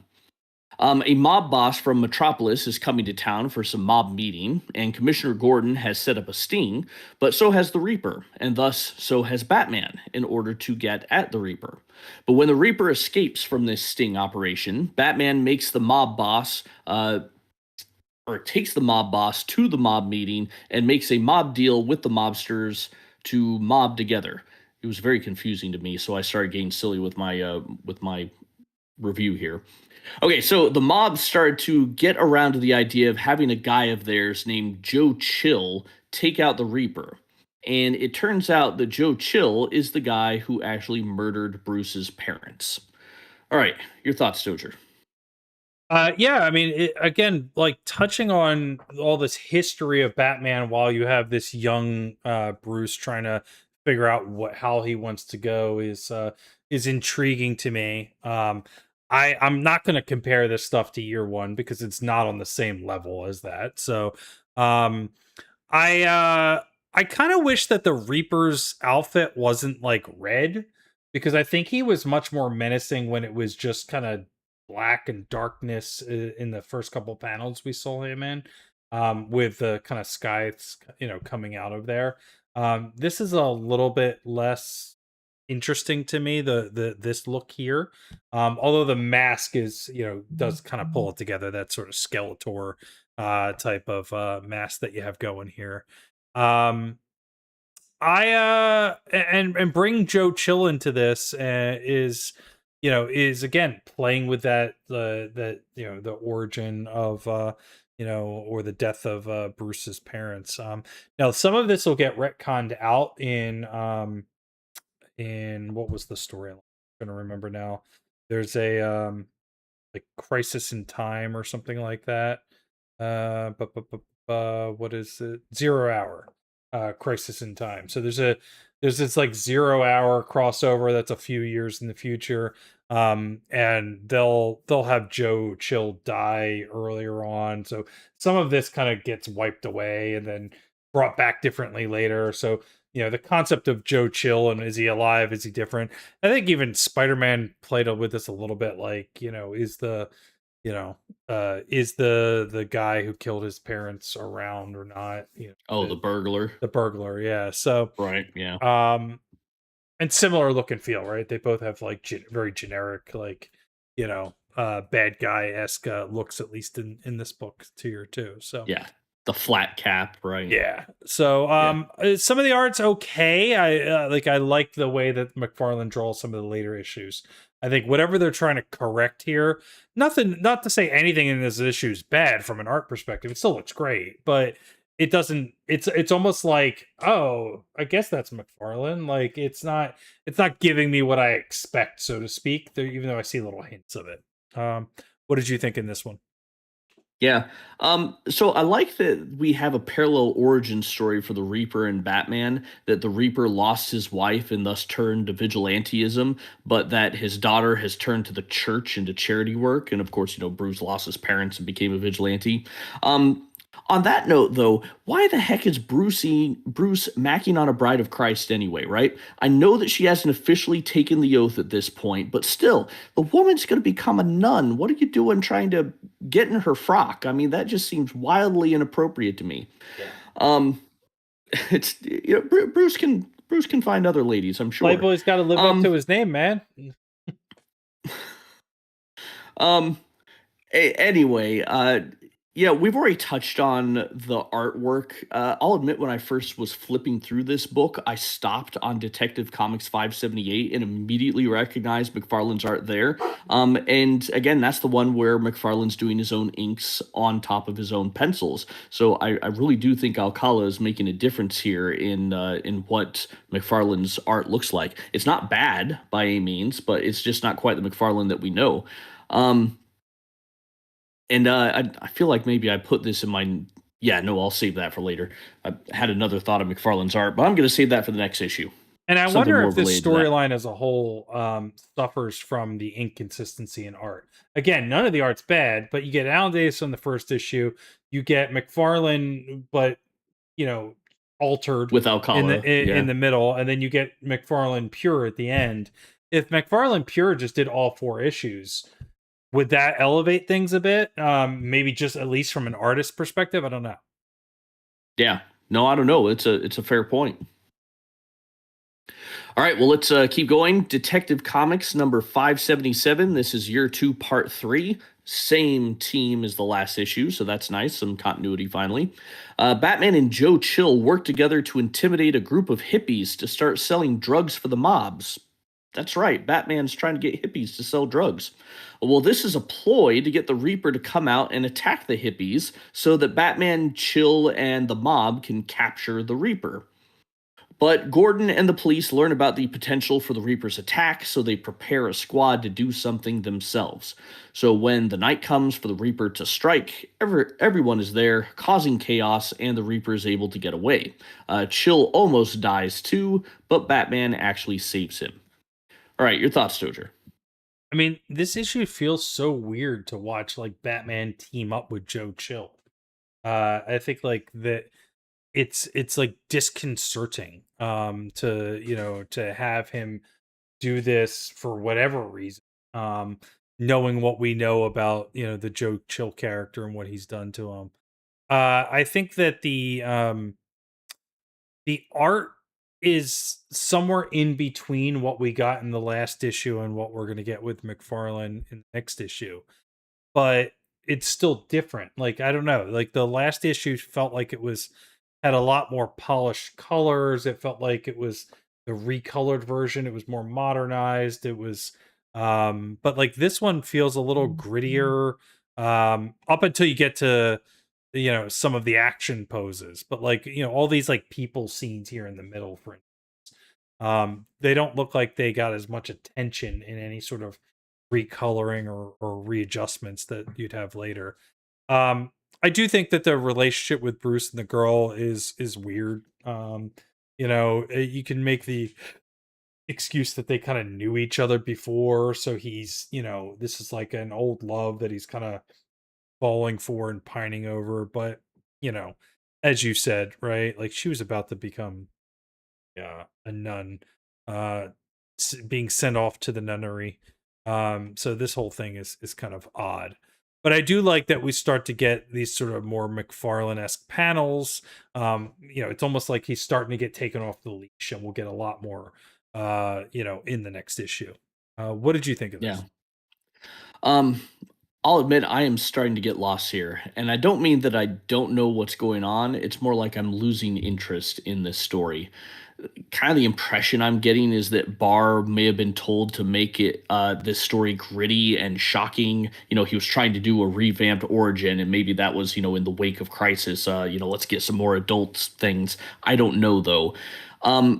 But if that were the case, he seems to have chose two topics that I feel like you just don't do in a Batman book. One is Batman using a gun, and the other is having him team up with the guy who murdered his parents. It just seems so wrong. And I would guess, as I mentioned before, that this seems to be a tale of why Batman doesn't use guns. It is a flashback tale after all. But the inclusion of Joe Chill just seems to be cheap drama to me. I think it would have been better if it were left a mystery as to who murdered his parents, right? We just have no idea who this guy is. And in his trauma as a child, he can't remember that face. But, whatever, we're here. At the very least, we can appreciate how well McFarlane draws a cape, right? If you go to that double page spread at the very start of this issue, I remember when I was young, I had a VHS tape that McFarlane did on how to draw. That might have been the same thing where I heard that story of how he sent his submissions to all kinds of places and got those rejection letters. I think it might have been the same thing. But I distinctly remember him talking about how to draw capes where he would just do these like little squiggles and then connect all the lines back up to the body. It's like, it's so simple. It's so easy. And it's maybe not the most accurate way a cape would look, but boy, does it look cool. So I distinctly remember that. And I also distinctly remember making a W figure for a person's chest for these superheroes. It's my two art takeaways that I got from McFarlane in my youth. I do have a no prize for this issue, Stojer. Okay. All right. In the slides, or there we go. Oh, did I put it after the wrong one? It's after 578, but oh, whoops. Okay. All right. Well, we'll just have to go back to it.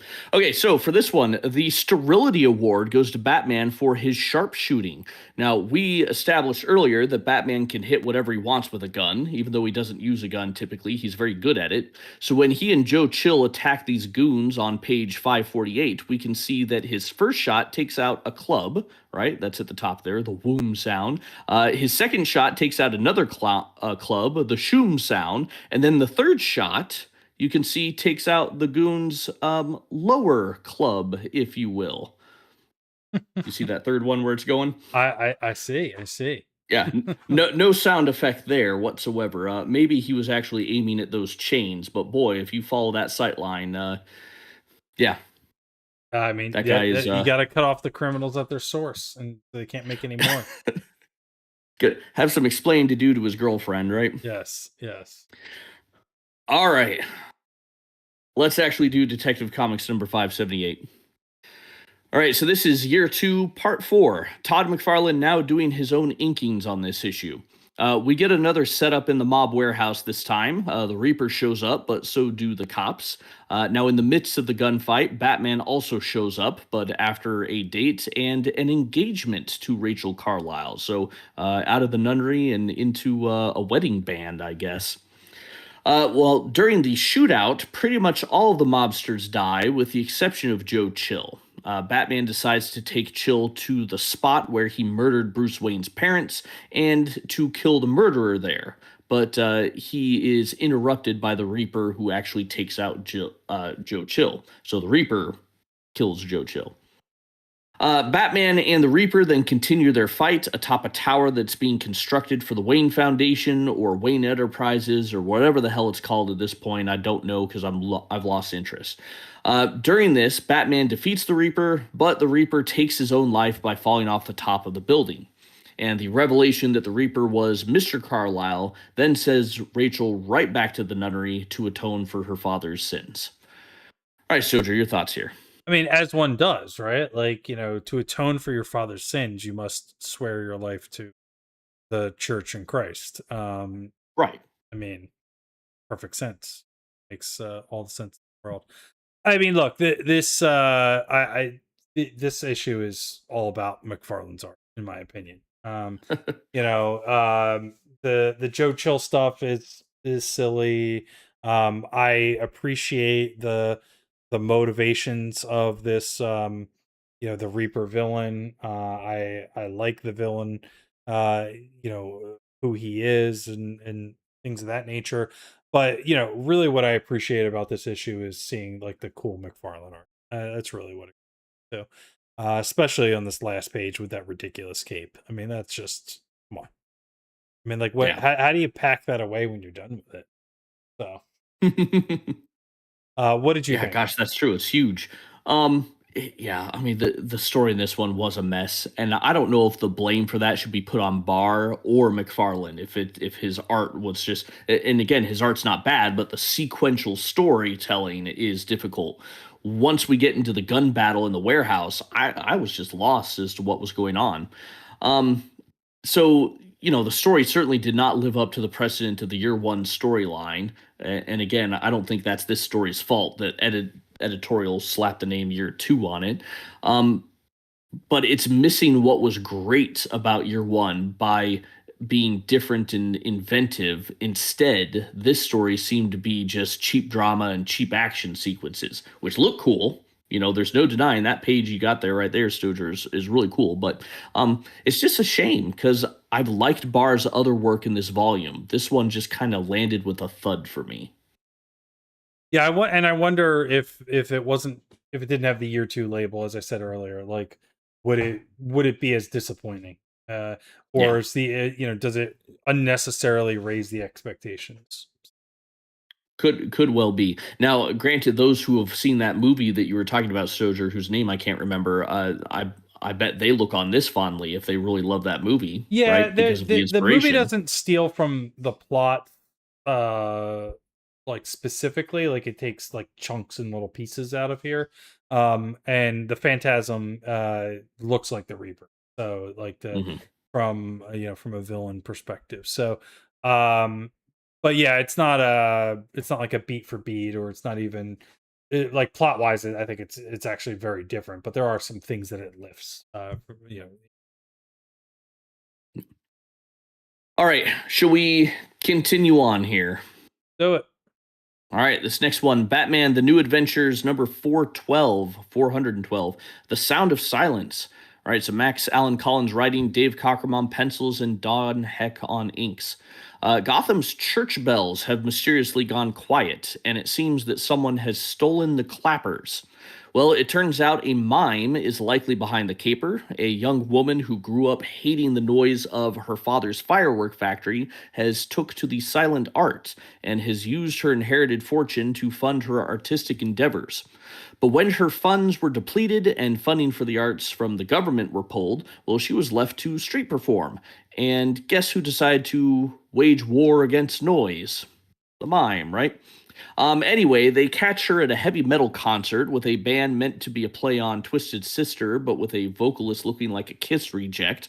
And they played heavy metal versions of Simon and Garfunkel songs, which incidentally was actually an idea I had for my high school band.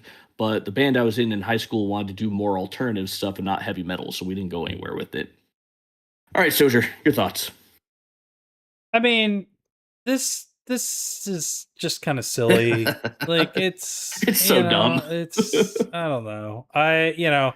It feels like an excuse to put Hiss in a comic.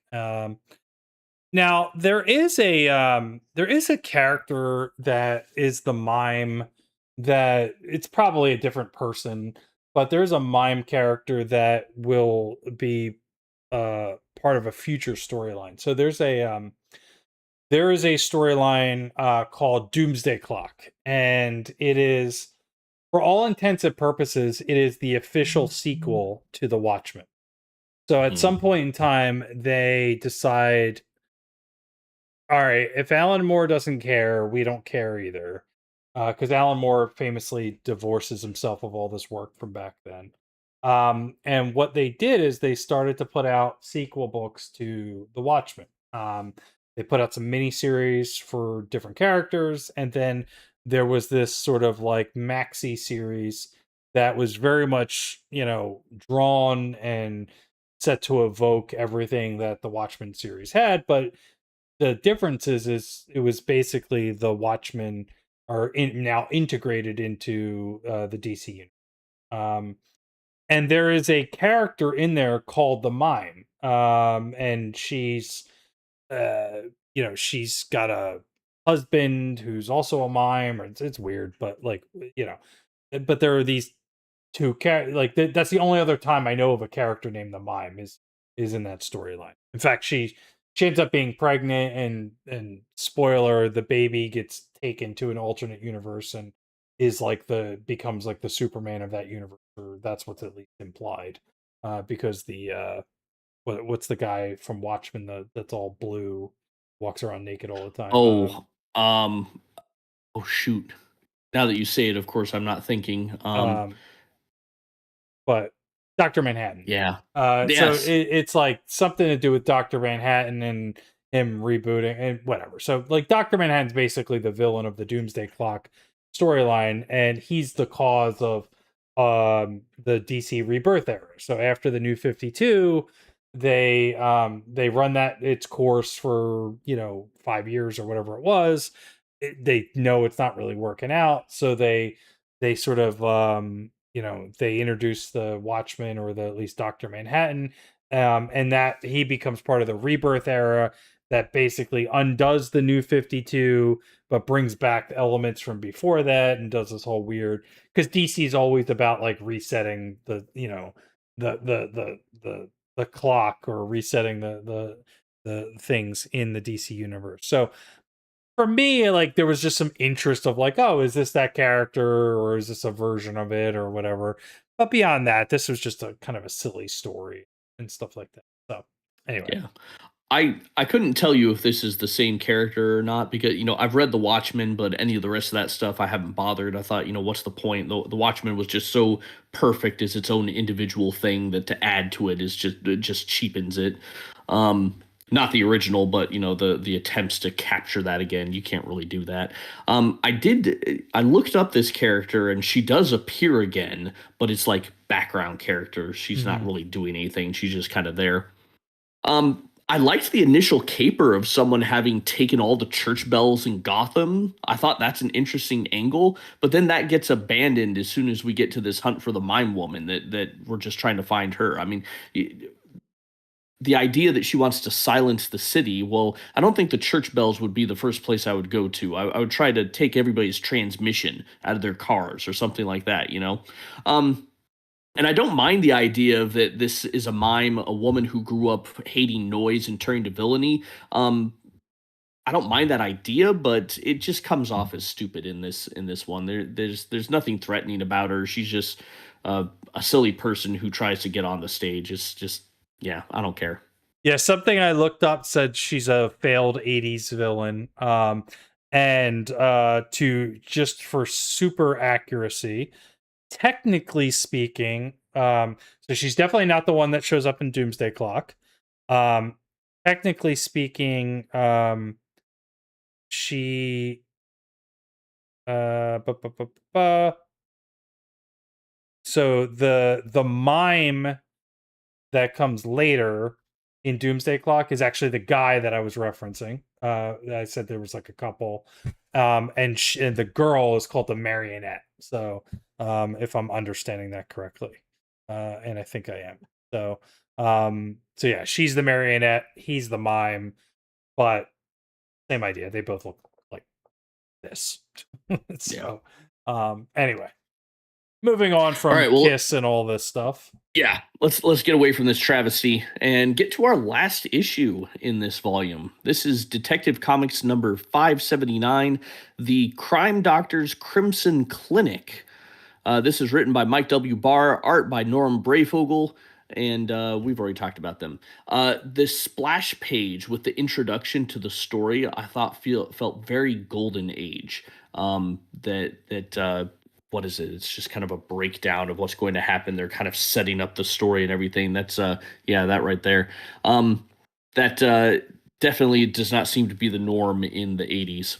Anyway, an ex-con gets involved with the Doctor of Crime in order to win a big payout for his family. There have been a series of crimes at blood banks that have been happening, which has led to Batman into believing that the Doctor of Crime is operating again. So Batman and Robin track down this clinic, infiltrate it, and capture the bad doctor. And that ex-con who got involved, well, he suddenly finds himself with a job at the Bruce Wayne Foundation, and how Batman has such connections we will never know. All right, Stoger, your thoughts? I mean, I like this as a somewhat straightforward Batman story, right? And shows that how Batman can not only knock out a bad guy but also help redeem somebody by using his connections to Bruce Wayne to help enable and better somebody's life. So I enjoy that. I think the art in this is pretty decent. I think Batman looks menacing, especially when you have something like this with like the little girl answering the door and this exaggerated look of Batman that you would certainly get if you were sitting at the perspective of some 5-6 year old girl answering the front door. I think that this shows a different angle to the storylines that we've seen in the past of this is a henchman, so to speak, but not somebody that's just wearing matching clothing to someone to a group, but as somebody that's in over their head and needs some help, and ultimately Batman sort of takes pity on them and to help out with that stuff too. And whenever you can kind of have these sort of like Nurse Ratchet characters as your villains, then you by design get yourself some matching outfits without it looking too corny, right? Orderlies and nurses are good at wear white and stuff like that in a hospital. So, what did you think? Yeah. Yeah, I think this story has potential. It's just not fully fleshed out, right? To your point, I like how Batman is able to give the ex-con a break in the end and stops him from being taken by the police. But we don't know why the con's actually there, right? Is he giving a blood transfusion? Was it an organ donation? It's never really told. So it's a fun story, but there's more that could be told that we're just kind of left wondering. So. Gotcha. Yeah. All right.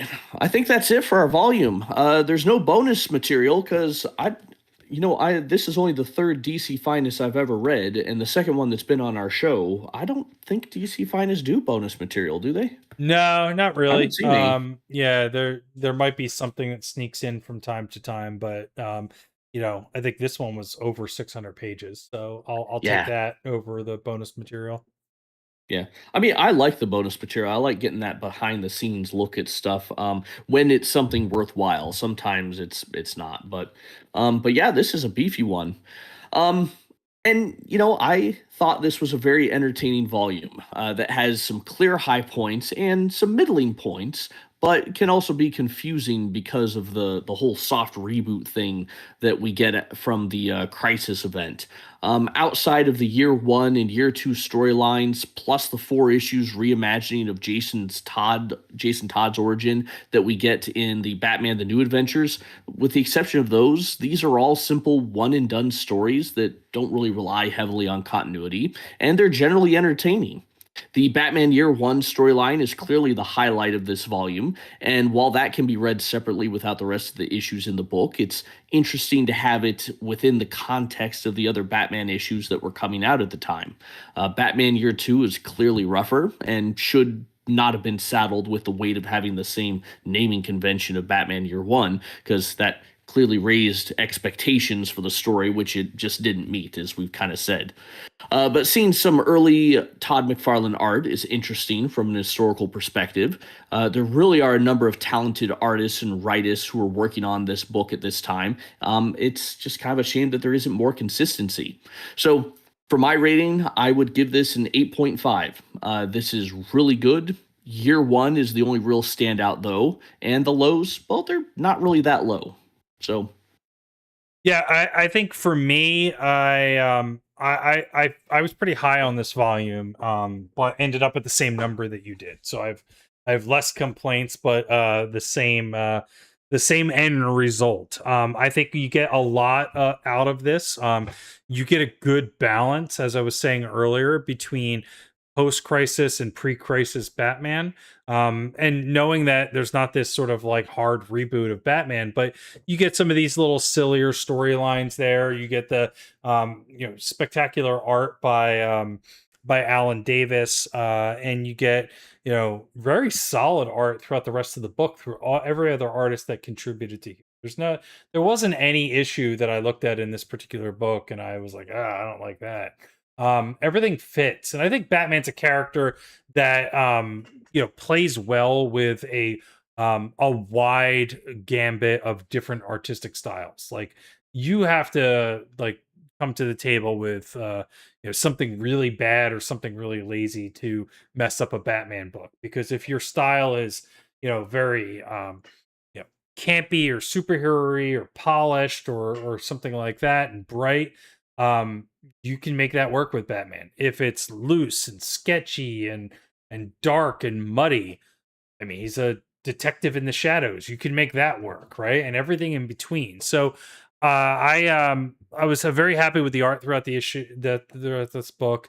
I was very happy that it gives us a taste of that Silver Age feel without going too deep into it, because we know where all this is going to go, right? We're a few years away from storylines such as a Death in the Family or Nightfall or No Man's Land and things like that, where Batman is just going to be a never ending set of sadness, so to speak. And I don't know that we're going to get issues like that we got in here in the future ever again. Giant pinballs or pool balls rather, and roulette wheels and things like that. So we're going to definitely shed that campiness as we go forward. But I was very happy to experience it in here and see it. So that's why I ended up with an 8.5. yeah. Well, that makes our combined rating very easy, right? So we're giving it an 8.5, so that seems just right. Um, it's funny how we keep arriving to the same number, even if we get there different ways. Although it's not always the same. We're often rather close here. Yeah, we All gotta get right. those Dan Slott volumes going so that we can start to have some disagreements. So. Speaking of a bonus episode coming out next week, we've recorded Spider Man Complete Collection Volume 1 Brand New Day, or Volume 1 A Brand New Day, in honor of the film that's coming out on July 29th. So our episode is going to drop on July 30th. That way, you still get a Thursday episode from us, even though this is a 5 Thursday month, right? So that'll be coming out. By all means, download, listen to that. We cover the whole thing in one issue. Then we're back on the Claremont train. We're reading the New Mutants Epic Collection, Volume 8, The End of the Beginning, plus adding some Uncanny X-Men issues to that, number 273 to 277. So those will come out the first 2 weeks of August. And the Following reason, that, sorry, just to touch on this, and the reason that we're yeah, using this volume is because this has the Extinction Agenda crossover, and it has the full four. I think it has the full 4 issues of the Kings of Pain storyline in here. yes, yep. Now the Kings of Pain are also in the X-Men Dissolution and Rebirth, I believe. But or maybe in the No, beginning. not in the Epic. It might be in an Omni. They're in the beginning of Mutant Genesis then. Oh, are they? They're in the beginning of the next one, but they're not all there. So the New Mutants has all 4 issues, but I think in the beginning of Mutant Genesis, it's just the X Factor and X-Men issue or something. Something's like they're not all there or something like that. So we stuck with it here, even though when we get to the Mutant Genesis volume, we'll skip ahead a little bit there. We'll have already read the annuals. Good catch. I did not see that, although I haven't looked at my copy of Mutant Genesis in a while. I'm already reading through that because I just kind of like I'm in the X mood, so to speak, right? So 273 to 277 covers all of that that Shi'ar, Jim Lee, X-Men stuff after the I don't know if it's all 5 of those issues, but it covers that stuff after the Extinction Agenda, and then the Mutant Genesis volume will pick up after that. All right. Well, that's the first 2 weeks of August. Second 2 weeks of August, Excalibur Epic Collection Volume 1, The Swords Drawn. See where Alan Davis goes and the work that he does with Chris Claremont there. And since we brought it up, gain into September, X-Men Epic Collection Volume 19, Mutant Genesis. Since we're recording these in advance, we have the results of the last DC Finest poll. We're going to keep going with Batman. So DC Finest Batman, The Killing Joke and Other Stories, it was neck and neck. It was tied between this and the Green Arrow Longbow Hunters volume. And kind of at the last second as we were tallying them, we got one more vote in that pushed this one over the edge. So we're going to do this for the second 2 weeks of September. Awesome. Which means if you really want Longbow Hunters, you got to vote for it now for what we end up doing in, let's see, if that's October, November, the reading for November. We're really getting ahead of ourselves. We're getting several months ahead. But it gives people time to go buy the books if they want to read with us, right? Yeah. So, yeah, your options for DC Finest are up there. That poll should be up already by the time this video comes out. Probably came out this morning. Go ahead. We've got another Batman on there if we want to keep going on the Batman train. It's there. But I would love to read some Green Arrow. I like Mike Grell. All good stuff. I mean, Suicide Squad's pretty good too. Yeah. That's got some of the Legends books in there, which is the crossover that comes right out of Crisis. Establishing some things. We touched on a little bit of that in the beginning of this volume that we just read in part 1.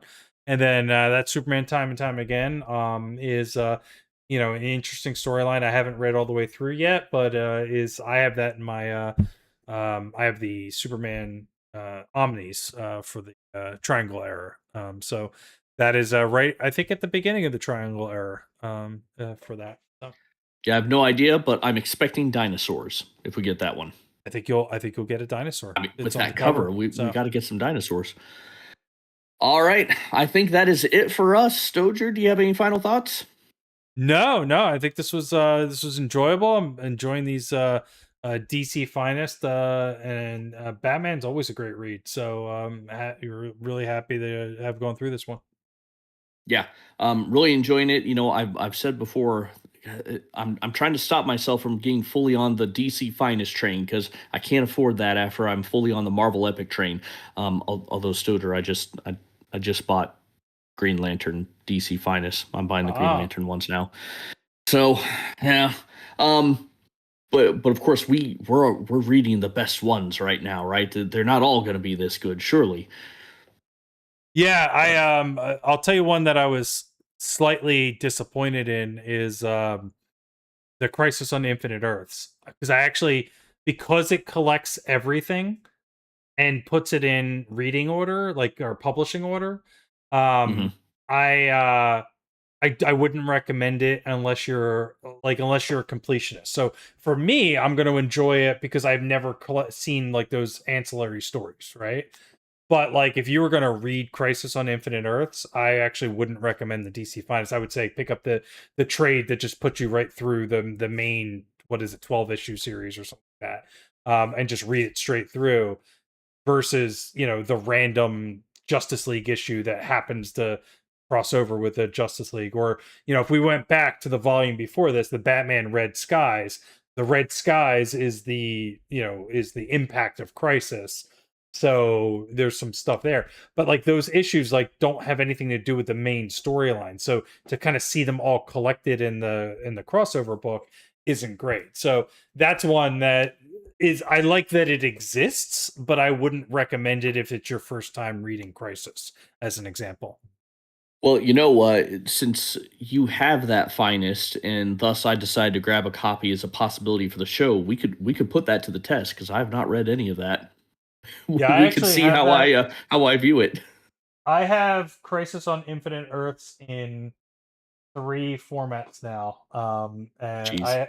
I have a slipcase hardcover, like an old one, standard size, and I have the trade of a soft copy trade, and then now I'm getting the these four, I think they're four, um DC Finest, because those slipcases and the other thing don't have all the stuff that I'm complaining about right now. So yeah, I want it because I want to read it, but I don't think it's a good reading experience if it's your first time going it through. Is my point. Yeah.